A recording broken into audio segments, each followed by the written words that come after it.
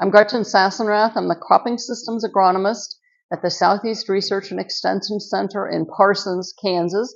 I'm with K-State, but I'm not on main campus in Manhattan. I figure after all this work you did, look at everything and then fill your belly with stuff, the only way I'm going to keep you awake is show you dirty pictures. So this is a scanning electron micrograph. You got to wait now. Scanning electron micrograph of soil. So, which I think is really, really cool to see a scanning electron micrograph of soil. So these are soil particles with all the associated stuff that goes on with them. So what is erosion? We've heard a whole bunch of stuff about it. An official definition of it. Erosion is a geological process in which earthen materials are worn away or transported. In other words, they're taken away. It's not deposition, but it's a taking away by natural forces. What are the causes of erosion? It's the application. Erosion occurs when a force is applied large enough to overcome the attachment forces. And engineers call this the critical shear. So what strength is required to tear the particle away from the other particles that it's attached to? And we know some of the things, wind and water. We're not so concerned about ice anymore, but those are things that cause erosion. Then what are the consequences of erosion? And this is what I'm going to concentrate on today. Biggest thing is productive capacity is lost, revenue is lost, and applied external resources, primarily fertilizers, but also herbicides, pesticides, other things that we pay money to put on the field, are lost. And we tend not to spend as much time on this, but this is the real critical thing of when we look at erosion and how it impacts the field and what goes on in the field. We also have contamination of air, water, and natural resource. We tend to hear a lot about this. I've got some great friends down in Oklahoma. I tell them all the time, you know, they're nice enough, but we need to keep our soil on our fields and not send it down to them. But this is the critical issue that we need to worry about. This is one of the consequences that we do tend to hear a lot about, but it's sort of after the fact, if it will. And then how to manage erosion, and that's with the 5 principles of soil health. Key thing to remember is erosion is a natural process. It's going to happen. It's just part of nature. How do we manage things to reduce the erosion or manage it in a way? Another definition, soil health, the continued capacity of a soil to function as a vital living ecosystem, to grow crops, animals, and humans. Soil health is productive capacity of the soil. How much crop can we grow? The functions of a healthy soil sustain life, providing a habitat, stability and support, the physical support, nutrient cycling, filtering and buffering, and then water relations. So if we look at the soil in a bit more detail, we see it has physical components, which are the mineral components of it, the sand, silt, and clay. And this is what we usually think of when we think of soil, the physical part of it. We know how to measure this very accurately. We understand this well. We tend to know that a lot. The chemical components of soil are pH, nutrients, and water. Again, we know those fairly well. We measure them fairly often. What's the nutrient status of our soil? How much nitrogen do we need to add to grow corn? That sort of thing. The biological components, we're just really learning a lot about right now. We really don't know as much about the biology of a soil as we do about the physical and chemical components. But we're finding out the biological components are absolutely critical to making a good, healthy soil. And these 3 components interact to develop the soil and determine the soil health. This is very similar to the cores that you saw out there. This is a quote-unquote typical soil from Parsons. As you can see, the depth here You see the change in color here. What we get is a change in clay content because we have an underlying clay pan. We go from about 8 inches of really good, healthy, productive topsoil, maybe down to 10 inches. Then we get to a very heavy clay content, 50% clay, as we go deeper in the soil profile. This makes it really challenging to produce crops because of that clay pan in the soil. So the soil structure is what I'm going to talk to you a lot about, is the physical arrangement of the particles and pores of the soil. You see big particles and little particles and then stuff in between. But the soil structure determines the pore size. Aggregate stability is another critical issue that I'm going to talk about. And it's a little bit confusing because we think of aggregate stability as the aggregates holding together, but we also want the soil to be friable, and I'll go into that more. The aggregate stability depends a lot on the biological components of the soil that hold the physical soil components together. Soil aggregate stability. I call it friable. Producers call it, or some folks call it mellow. When a soil is very friable, it falls apart easily if you put a shovel in the soil and pull it up. A friable soil will be very pliable. You can pull it apart easily. That means it's got good aggregates, okay? And again, this gets confusing, so we're going to go into this. What are soil aggregates? A definition: they are naturally occurring clusters or groups of soil particles in which the forces holding the particles together are much stronger than the forces between adjacent aggregates. So if you pull the soil apart, you'll form clods or aggregates. What is aggregate stability? It's the soil's ability to resist degradation and maintain its structure when subjected to disruptive forces. Again, that ability to overcome or to have a higher critical shear at which it falls apart. It's a physical indicator of soil health that's related to all of the other soil properties, physical, chemical, and biological. Why is soil aggregate stability important? Because it determines the soil quality, how well it can support life, and how well it can resist erosion. And a lot of the tests that I'm going to be showing you are actually in this soil bucket here that we're going to give away 2 of them. This is one of the tests that they came up with, the visual assessment or visual evaluation of soil structure. And this is where it gets a little confusing. But you see, you've got a good friable soil that breaks apart fairly easily when it's wet. If you put a shovel out in the ground and pull up the soil, it'll break apart into small clods, be very mellow, very friable. Next one has a little bit more defined clods, doesn't break apart very easily. The third soil, or the intermediate soil, is firm. It's a lot harder to break apart the clods. They don't behave as well, and they tend to form much larger clods than the more friable soil. The compacted soil has very large clods that are very difficult to break apart. And then the final one is very compacted, very angular soils, just really don't behave very well, very solid soil. If you were a plant, what kind of soil would you want to grow in? Well, this one here, because your roots can get through it. It's friable, breaks apart, mellow, and this stuff here is almost like concrete, much more difficult to get put together through. So this is I've rated these soils.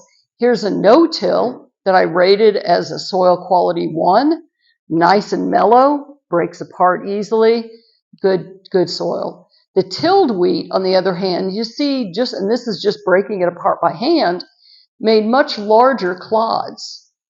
The no-till fallow was similar to the no-till wheat, and even though it didn't have the roots in it, because the no-till wheat had roots growing in it, the no-till fallow was also very soil quality of 1, whereas the tilled fallow was even worse than the tilled wheat.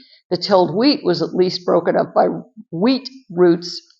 The tilled fallow had very big clods in it, so I rated it as a soil quality of 4. Whereas the hay meadow, which had a lot of roots in it, I rated a soil quality of 2, a little more difficult to break apart, but still very easy to do.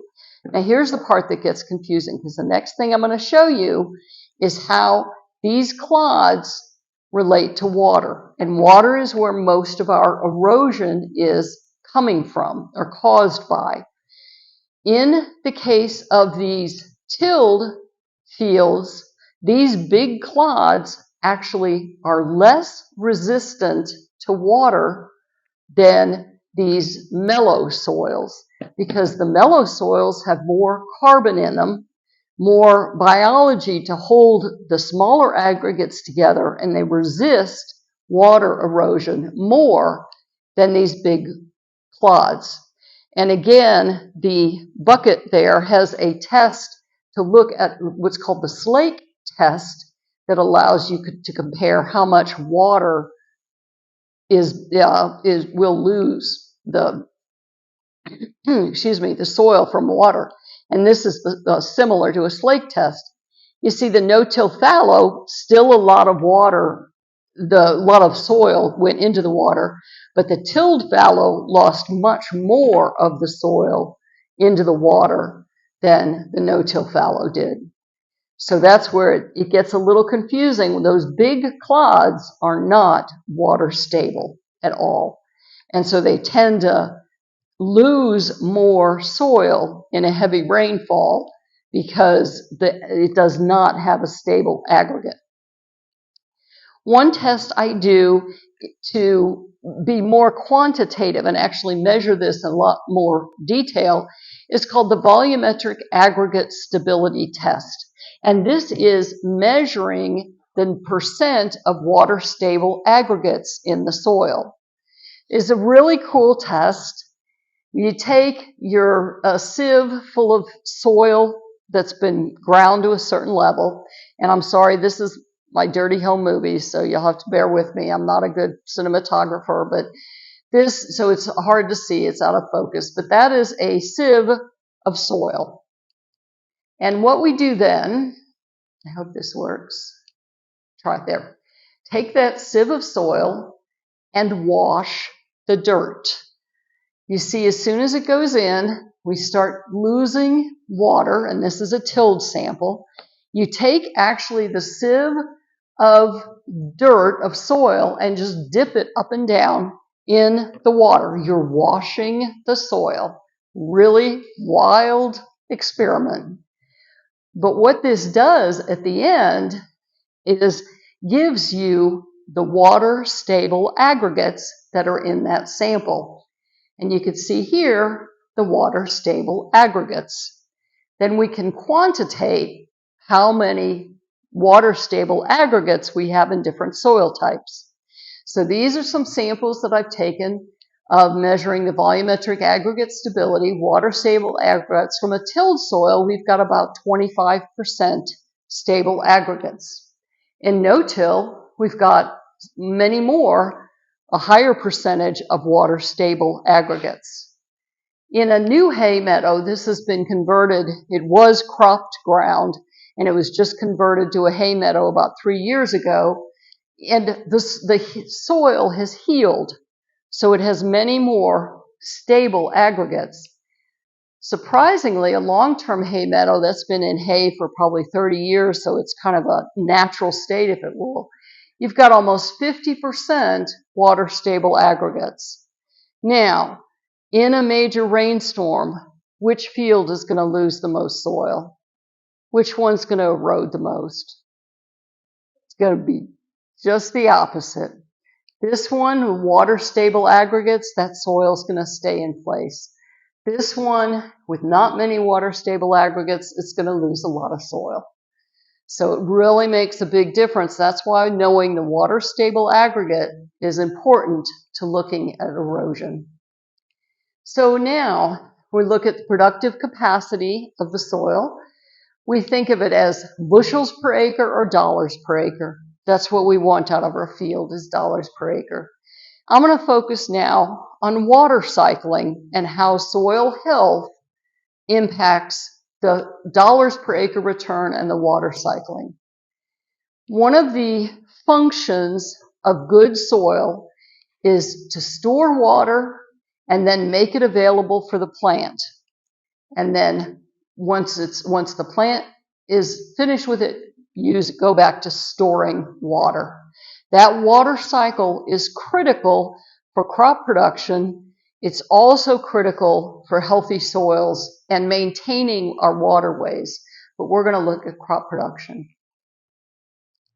Water cycling is important for the water holding capacity. Again, the soil particle size determines the pore size. If you have very large particles, just by capillarity, they're not going to be able to hold as much water. That's why sand dries out so quickly, because it can't hold the water. So pore size determines how much water the soil can hold. The ability of soil to hold water is critical to provide water for crop growth, increases infiltration rather than runoff and erosion. It recharges groundwater resources, and it actually reduces flooding because more water stays on the field. This is a measurement in, again, Parson silt loam of soil organic matter changes with management.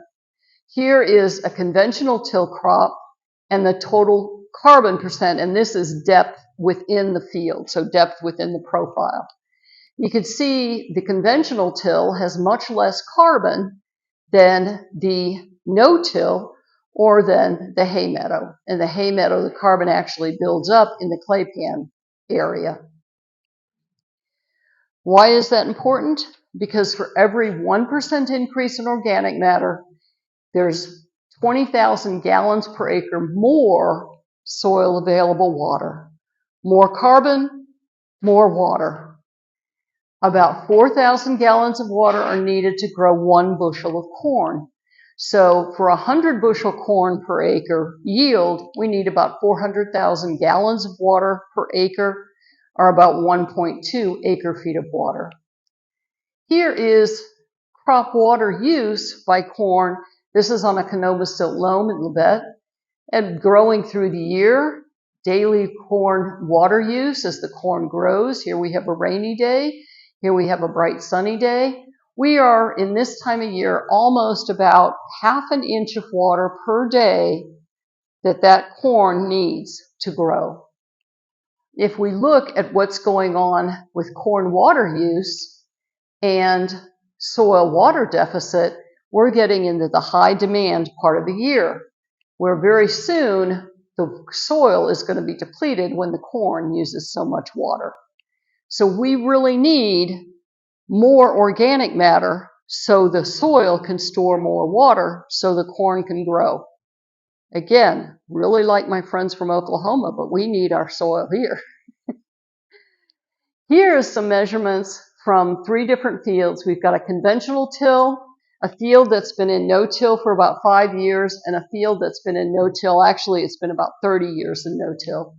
We see a direct difference in the percent of soil water that is available in these fields. The conventional till is really starting to get droughty. It doesn't have much water. Whereas the long-term no-till has almost twice as much water available to it than that tilled field. Direct relationship with how you're going to have crop production. Again, that's directly going to determine how that soil water deficit reacts to grow your corn. Another really critical point that we tend to forget about: when we're hot, the crops are hot. This a little bit complicated measurement here. This is air temperature right here. So it's about 87.5 degrees, 88 degrees here. This is the canopy temperature. Canopy was able to cool itself Nice, well-watered canopy. This is the sunlight. This is solar radiation. So nice, bright, hot, sunny day. So this is a well-watered. Under water stress conditions, again, nice, bright sun, warm temperature. That canopy temperature is about 15 degrees hotter than the well-watered canopy. Huge difference just by not having enough water. That plant canopy cannot cool itself. And what happens to corn when it goes above 90 degrees? The yield starts decreasing. Same with soybeans. They need to be able to cool themselves to be able to grow the best. So water stress is another major issue when you get you don't have good water cycling. Next thing I want to talk about is nutrient cycling. And it's the same process. The nutrients are there in the soil. They need to be made available to the plant and then recycled back into the soil. We usually think of nutrients as an external addition. We put on fertilizer, we put on manure, poof, there it is, it's magic. It's available to the plant. That's actually not how it works. We can put the nutrients there, but if the plant can't access those nutrients, there's no point in having them there. And that's a lot of the problem we have. It's a lot to do with the biology. There's a lot of really fascinating interactions between plant roots that exude carbon and then fungi bring nutrients to the plants. Fascinating, but nutrient cycling is critical for good nutrient uptake by plants. It's not just enough to put the nitrogen out there. You have to have the process for the plants to be able to uptake that nitrogen and use it. So nutrient acquisition by plants is dependent on biological components of the soil, and we can determine the relative activity of biological components by looking at enzyme assays. So this is, again, we've got the three: conventional, no-till, and the hay meadow with depth in the field. This compound, beta-D-glucosidase, degrades carbon, so it breaks the soil. These enzyme activities in soil, who thought of that? That's pretty cool. Anyway, I get excited about this. So it breaks down the cellulose in the carbon and allows this carbon to be used and uptake by the plants. And you see there's a whole lot more going on in the hay meadow than there is in the conventional till. Again, this one, acid phosphatase, is used to access phosphorus. If you add phosphorus but don't have the right enzymes to make it available to the plants can't use it. Again, more in the hay meadow, again, sort of builds up in the clay pan area, more in the no-till, not so much in the conventional till. N-acetylglucosamine is one of the components that's used to access nitrogen. Similar kind of thing. You've got a huge buildup in the clay pan area, much more activity in the hay meadow than in the no-till and the conventional. And this is how it changes when we have our normal rotation of corn, wheat, and beans. This is how it changes over time. The blue line is no-till, the red line is conventional till. And you see there's much more activity in the no-till than there is in the conventional till. So we've talked a lot about soil health, the water and nutrient cycling. Why do we need these? To improve the productive capacity of the soil through improved water cycling and nutrient cycling, which relates to dollars per acre. The biological components are critical. There's a lot about the biology. This one I really like too. This is another scanning electron micrograph of soil. And that's what I'm calling a fungal hyphae, I think it is. The fungi are really critical to do a lot of soil processes as well as the biology. The microbial biomass, if we look at how that changes between the no-till, the tilled, and the hay meadow, one thing to note is there's a break in the range here. So there's much, much more activity in soil microbiology in the hay meadow than even in the conventional. And again, this is looking at, there's a thing called PLFA, phospholipid fatty acid, and we see differences in each of the components between no-till and tilled. One of the tests that I do in the lab is a little bit easier than the PLFA, is called the Solvita CO2 soil burst, or CO2 burst soil health test. Start out with a blue paddle, put it under known conditions for a day, and let it sit, and it turns yellow depending on how much activity, much soil biological activity there is in the soil.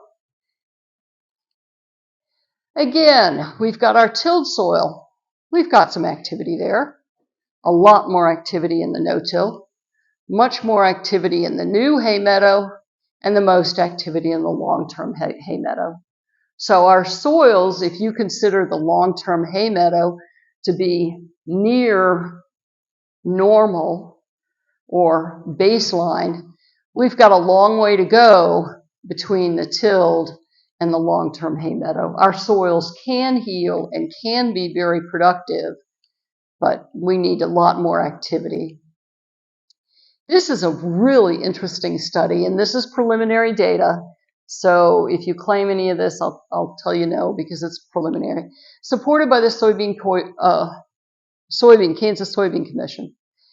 This is the CO2 burst test looking at microbial activity under these 6 treatments. We've got fallow, which has nothing on it, soybean crop, corn stubble. Now, corn stubble is very high carbon content, so it's a food for the microbes, if you will. Mustard seed cover crops. Mustards are brassicas. They produce a lot of glucosinolates, which are very healthy or good for soils. Cow manure, which you would expect a lot of biological activity in cow manure. There's a lot of biology in poop.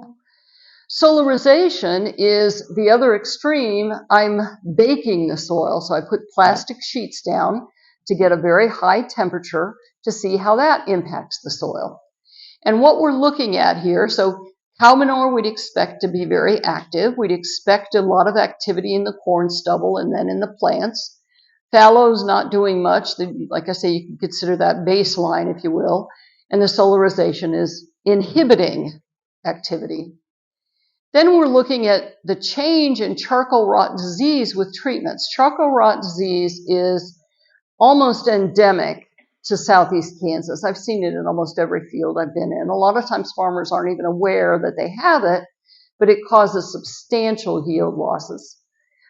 So charcoal rot disease, and the reason it's called charcoal rot, if you split the stem and you see a gray stem, that's usually charcoal rot. It's a fungal disease. It invades the vasculature of the soybean and kills it. And so you get a huge yield reduction with it. The colony forming units are the numbers of colonies of Macrophomina phaseolina, which is the organism that causes charcoal rot. So these are how active is this disease. Fallow, again, if we can sort of consider this the baseline, because it's almost endemic in every field in southeast Kansas. Soybean is a host for charcoal rot. And we see, sure enough, there is more charcoal rot in the soil that has soybeans on it. We've got a little bit more in corn stubble. Again, corn is a host for the charcoal rot. The mustard seed has a little bit, not really much control, but it's better than the soybeans. Again, the glucosinolates are contributing to that. The cow manure is less than the fallow, so it's actually reducing the activity. So the thing that we see, the one with the highest biological activity, is showing the lowest disease. Surprisingly, the solarization was actually increased, but charcoal rot is a disease of high temperatures, and the solarization really had much higher temperatures. So that might be why we see more charcoal rot, under solarization. Really cool stuff. Okay, now we're going to get into economics. I want to remind you of our Good soil here for 8 whole inches. We got a Dixie cup going on here. I'm sorry, 8 inches. I mean, it's just, anyway. Okay, so we'll go. And we see this color change that we saw in the things out there. This is this is the soil texture triangle. We've got sand, silt, and clay. And this is what we would want or expect to see in most fields. So we've got silt loam at the 0 to 3 inches. As we move deeper into the profile, 3 to 6 inches, we move to a higher clay content, silty clay loam. As we go 6 to 12 inches, we've got silty clay. And then 12 to 18 inches, we're in that really deep clay, really thick stuff. And I've measured a lot of different fields, and this is data from many different locations. This is what I found in some fields, okay? We've got silty clay, silt loam in 0 to 3 to 6. In some 3 to 6, we've got very heavy clay. So we have really lost a lot of topsoil, and we are down into the clay pan. Why does that matter? This is why. This is everybody needs to know this and know this. This is critical. When we move from 20% clay to 40% clay, we go from 250 bushels of corn to 150 bushels of corn. We've got about a 5 bushel per acre corn yield loss for every 1% increase in clay content. That's phenomenal. Are you willing to give up 100 bushel acre yield? Because that is what is happening with erosion when you go to 15 from 20% to 40% clay. So you're going from this stuff to this stuff and losing about 100 bushel an acre of corn. Direct impact on crop yield. Forget Grand Lake. There's the dollars right there. Soybean is about the same. We don't have as good a soybean yield. We got 40 bushels down to about 15 bushels yield loss when we go down that clay rank. About 1 bushel per acre bean yield loss for every 1% increase in clay content. Wheat is not quite as sensitive. It's about 0.77 bushel of wheat per yield loss when you go in the clay content. So now I want to show some results from a thing that was developed by Tom Buman. It's a great program. Unfortunately, it's no longer available. I'd love to be able to do this to show some more. It's a soil calculator. And he looked at estimating the cost of erosion, the cost of tillage, if you will. What he looked at is for corn grain production with an average yield of 170 bushel, making this much residue. Then soybean with about 40 bushel yield and this much residue, and what the cost differential would be. So these are two comparisons. One is conventional tillage. The second one is complete no-till. So we've got similar numbers for the yields, similar control processes. One is tilled, one is not tilled. These numbers are from the cost return budgets for Southeast Kansas. We've got the cost of a fall chisel plow, $15 an acre, a cultivator, $12 an acre, yearly cost, and this is just these two tillage passes, $28 an acre, so that's about $14 per acre per tillage cost.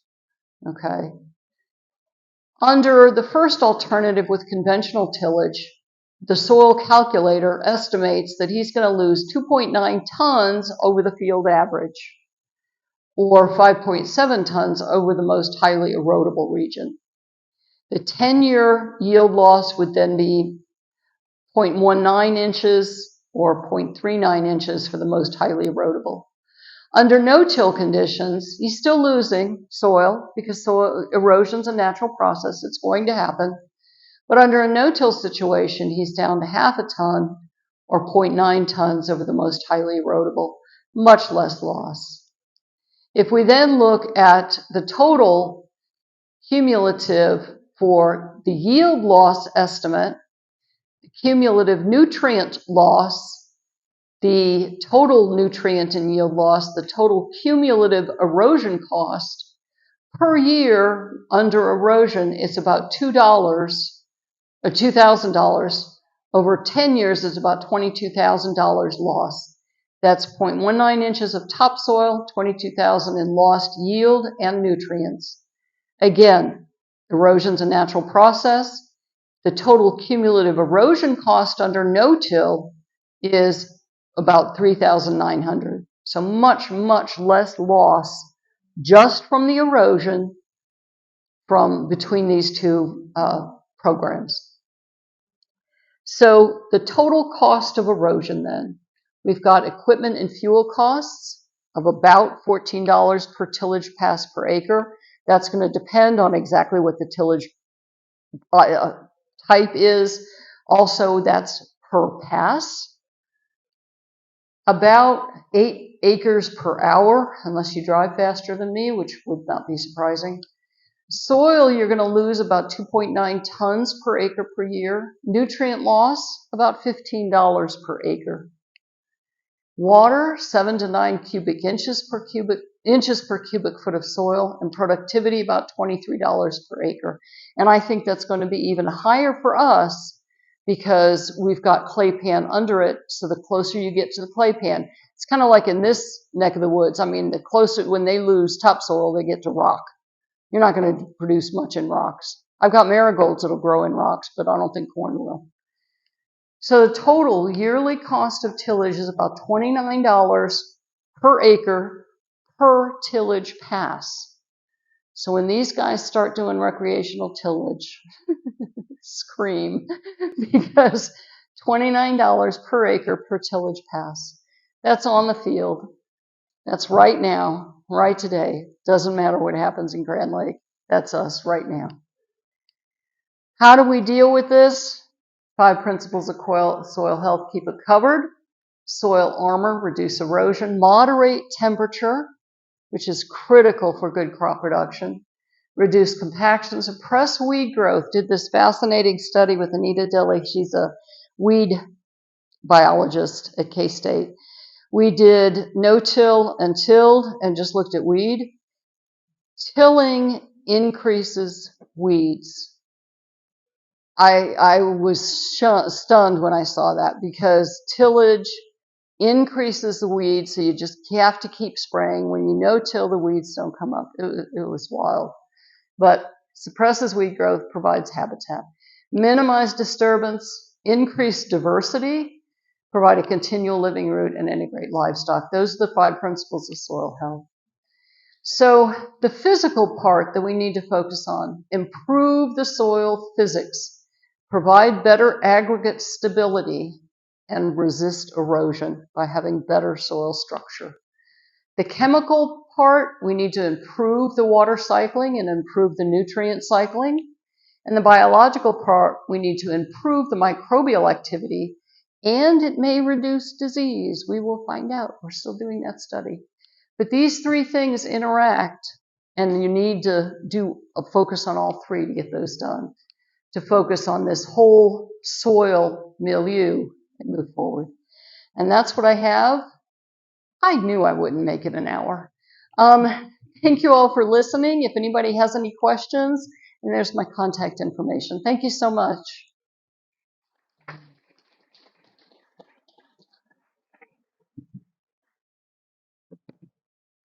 Clear as mud, right? Any questions?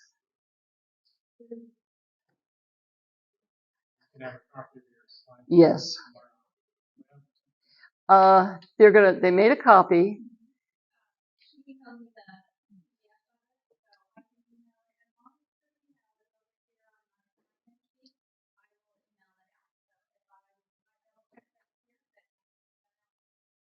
Yeah.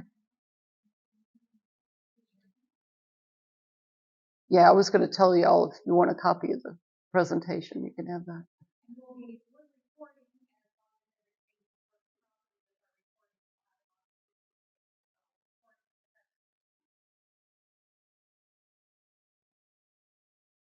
So can I leave now?